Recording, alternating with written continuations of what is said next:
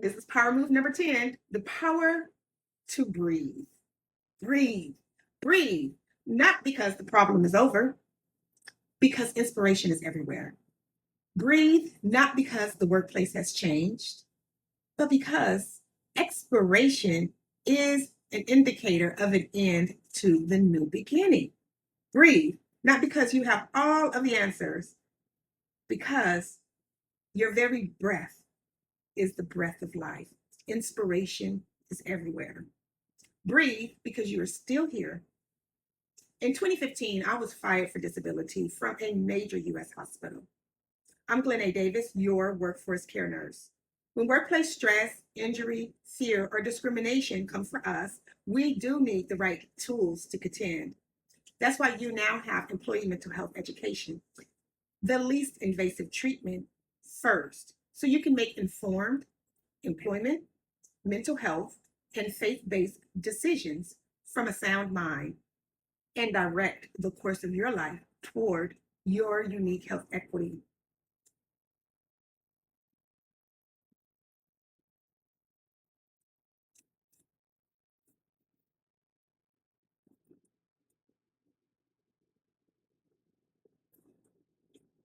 Okay, power move number 10 is breathe. We have already learned how to assess before risk, to pay attention to our thoughts, to remember the vision that was given to us, to focus on the fire that is before us, to protect ourselves, our interest, our bottom line, to ask questions, to confront what you're dealing with, to pray and fast, and to wait on the truth.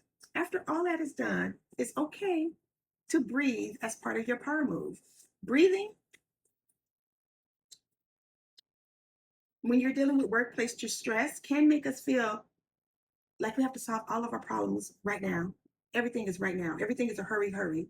Everything is super fast. Make a decision right now. The job, the money, the FMLA, the diagnosis, the medication, the complaints that you need to file, the return to work, your future, making a decision today about your future. Breathe. Those are major life decisions that require silence, breath, inspiration, understanding, asking questions. You do not have to worry about your entire life in one frightened moment. Remember, you're trusting a known God to your unknown future. And you can only do that when you stand still and when you breathe and make the righteous decision at the right moment. All you have to do is do what's right. You have to show up. You got to know what's right to do in righteousness. And it's usually that thing that fears you, that you fear. It's usually that thing that you fear to do. The righteous thing is usually that thing that brings you anxiety. That righteous thing is usually that thing that's going to cause some loss of letting go of some things that you have come accustomed to. It's usually the right thing to do. Usually. But you got to sit down with some wisdom and understand and trust. Some of you guys want to hold on to everything so tightly so you cannot even get the thing that you're supposed to be getting to make your life a whole lot better and easier, holier, godlier. Breathe so that you can know how to eliminate that threat, that stressor, that stress challenge in a righteous way. Sometimes you need enough space between what has happened and what to do next so that you can make better decisions. I like to use that space and that time for women who are in on their FMLA leave. Your FMLA is for a serious health condition. Fear, injury, discrimination are serious health conditions that contribute to our health. It does not mean that you need to be in a doctor's office getting prescribed medication, getting diagnosed when you don't even know fully what the cause is. So that's why you want to take a little bit of time out to breathe, to look at the situation, to get with someone who is an expert in workforce care.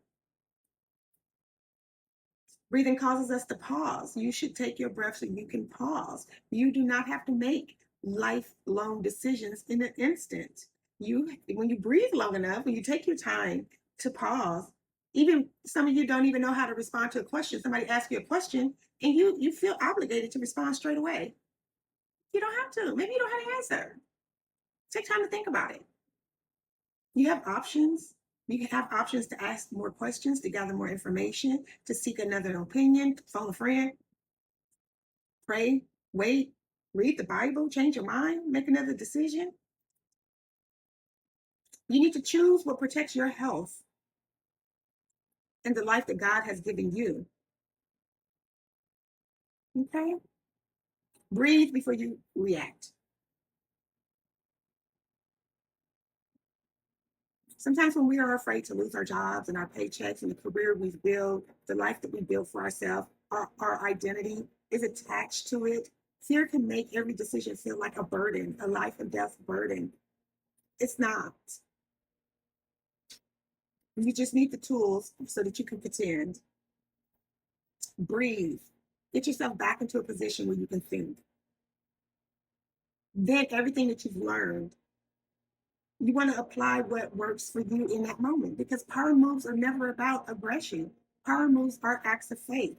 Power moves help you to reclaim agency, establish authority, protect your interests, your bottom line, make informed employment and health decisions in the face of adversity.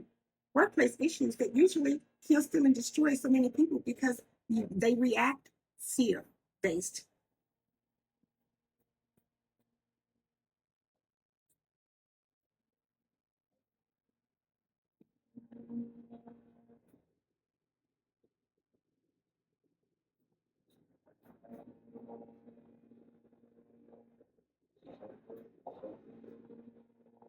Remember to take a breath. Remember to breathe. In the book of Genesis, it tells us how God did breathe into man the breath of life.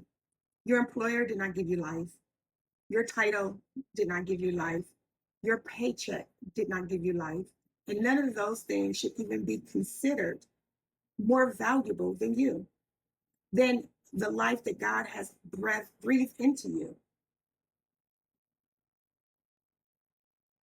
Employee mental health education teaches us to ask, what decisions protect my life and will lead me in the right direction? Because your healthcare provider, your mental health providers are not pointing you to the Word of God. They're pointing you to their academia, to their DSM-5, to their checklist of criteria to meet a certain diagnosis, to the best prescription for the symptoms that you talk to them about. And you never talk to them about what's going on with the work, just how you are physically and mentally responding to it.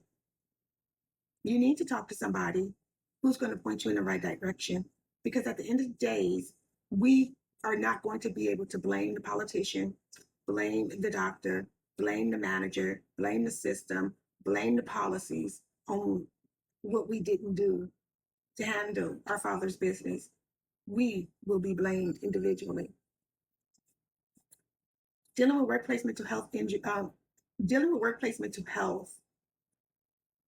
Whew, is a how can I put this? Dealing with workplace mental health is, at this time, is such a pivotal, important decision, because everything that we're going through, and the signs of the times that we are looking at. And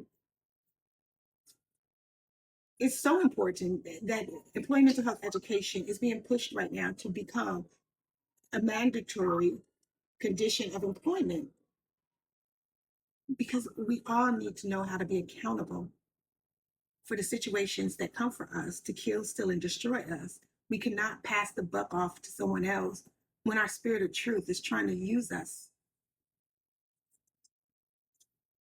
Anyway, this was the last power move, you guys. We're going to get back into storytelling, and I have some exciting literary words to share with you. I'm so excited about where Operation Mental Health is going. Remember to breathe. Remember to take your space and your time that you need to breathe.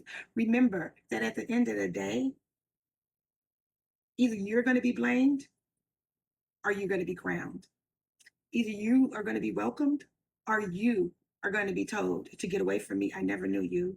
And my job is to share with you how we disregard and become wicked and lawlessness in the workplace to keep our identity and our job. for employment.